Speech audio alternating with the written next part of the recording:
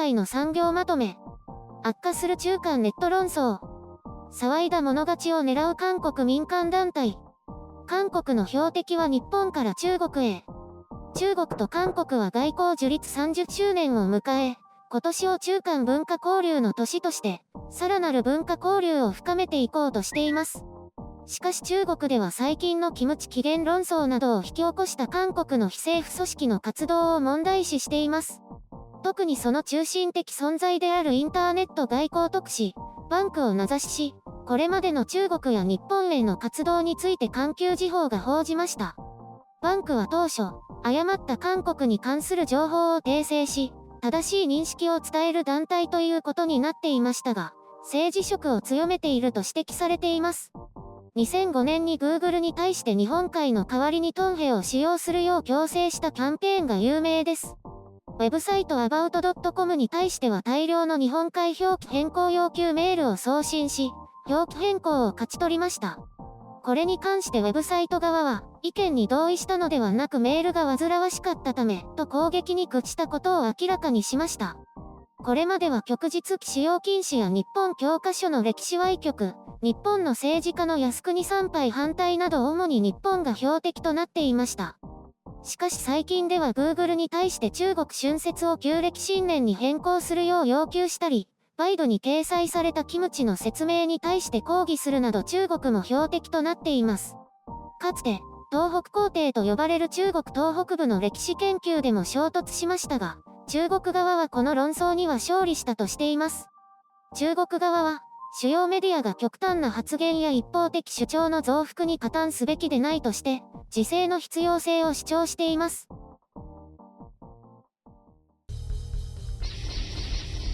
編集書簡。今回の概要。変な方向に行ってしまった民間団体。偏った人たち同士の不毛な争い。とにかく騒いで認知度アップ。中国政府の犬メディアといえる環球時報も少しは日本の苦労が理解できたようで何よりです。相手は変な人たちなんですよ。バンクは設立時に目指していたところから現在は大きくそれ、とかく政治的な物議を醸す愛国主義者たちのための組織となっていると言えるでしょう。結局はそういうものの方が人もお金も集まるのでそっち側にシフトしたということでしょう。もはや誰が手綱を握っているのかわからない状態。まあ、日本でも中国や韓国をボコボコに叩いてひたすら日本万歳をするようなものが盛り上がるので、それと似たようなものといえばそうですが。ただ、厄介なのは韓国政府がたびたびその活動を税金で支援することで、より国際政治色を強めているというところですね。民間団体とはいえ政府のお墨付きをもらって活動するわけですからたちが悪いし、そういう政府支援があることによって資金が集まりやすくなるわけです。まあ韓国は80年代にようやく民主化し、通貨危機を乗り越えてさらに自信をつけ、ようやく世界に言いたいことが言えるようになったところなわけです。そうした自信に愛国主義者たちの極端な思想をテコにして世界に打って出ているのがこうした偏った過剰な活動というわけです。どの国にも極端でへんてこな人たちはいるのでとやかくは言いませんが、ちょっと国際問題にまでしてほしくはないですね。皆さんご存知の通り、韓国は過度な反日で教育も思想も偏りまくっていますので、そこにこういう団体が現れ、政府支援で力をつけて、ますます偏っているわけです。すべての主張がおかしいとは言いませんが、自己検証もろくにできず、自分たちの気持ちのいい方向に暴走し続けるというのもどうかと思います。それがこの団体の人たちだけの話なら色々な人がいるねで終わりますけど、国中を誤った認識で巻き込んで大騒ぎするというのもね。もう韓国も中国と同様で、不都合な真実を表明すると大変なことになるわけで、そういう意味では似通っていますけどね。韓国の場合は中国と違って突然行方不明になったりはしませんけどね。空気感としては似たようなものと言えると思います。中には果敢な人たちもいて、そちら側の人たちに守られて、一般市民からは変な目で見られながら過ごしている人たちもいるようですけどね。中には日本側の主張に近いものもあったりして、一部は賛同できることもありますが、まあどのみち変な内容ですよ。韓国も中国もですけど、歴史研究が偏っていますからね。近代史ですら歴史解明が正しく進まないですよ。日本の歴史研究も完璧というわけではないでしょうから、中国や韓国からの補足も必要なはずなんですけどね。両国ともあんな偏った認識なので、下手に共同研究をしようものなら、変な方向に行きそうですよ。キムチの起源とか旧正月の問題なんかはどうでもいい問題なんですが、騒ぐ人たちが愛国心とか言って騒ぐので面倒な話になっているようです。韓国としては騒ぐことで認知度を上げたいという狙いがあるんでしょうね。迷惑系なんとかとか炎上商売と一緒ですね。あ、そういえば白菜の英語名をキムチキャベツにするっていう運動はどうなったんでしょうね。言うまでもなく駆逐されたか。白菜のなんとか炒めとかシチューがキムチキャベツになったら違和感だらけだし。中国メディアは余裕だからかキムチに関しては劣勢だからか自制が必要だなんて言ってますけど。問題発生当初は怒り狂ってありとあらゆる誹謗中傷をしていましたけどね。多分中共指導部から大騒ぎするなと指導を受けてこんなことを書いているのでしょう。よく暴走する飼い犬なのでね。今回の騒動の外野であるものとしては、無駄に両国が騒いで自滅してくれるのが一番ですけど。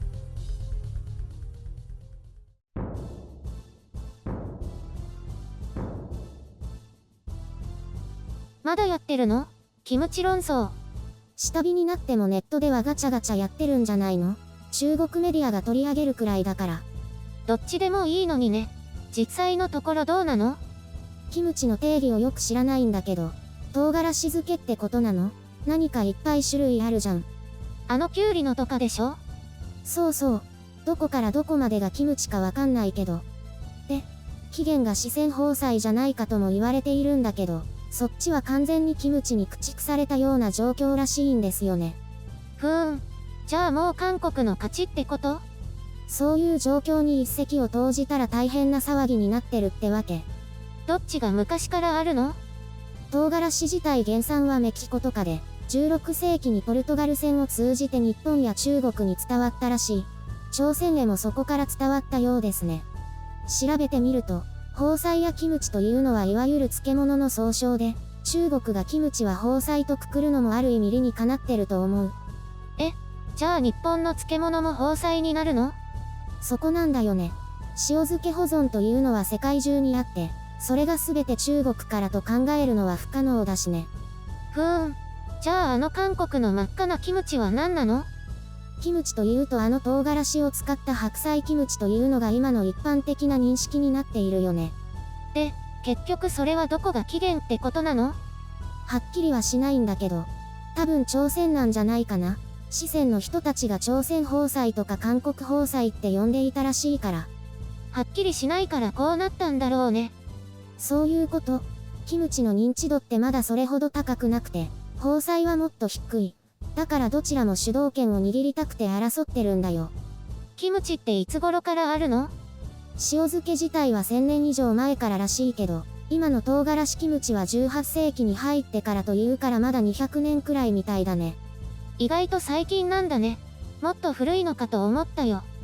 中国に同じような唐辛子の真っ赤な漬物があったかというと正直疑わしいけどね。どっちにしろどちらも正確な記録がないから問題なんだよね。中国は作っちゃうかもね。でも辛い料理とか、亀に入れて野ざらしにするのとか全く同じだし、四川と朝鮮って似てるところあるよね。へえ、そうなんだ。私はどっちでもいいけどね。だいたい韓国の方が有名だし。中国からの輸入キムチが多くて、そこをチクチク言われてカッとなってるんだよ。実際外食産業はほぼ安い中国産を使ってるらしいしね。どこの国もネットのカッとなる人怖いね。別に感情的になるのは悪いことではないけど、自制が効く範囲でお願いしたいのと、寛容な心も持ってほしいですね。世の中を見てるとそれも難しそうだけどね。ごく一部の人はね。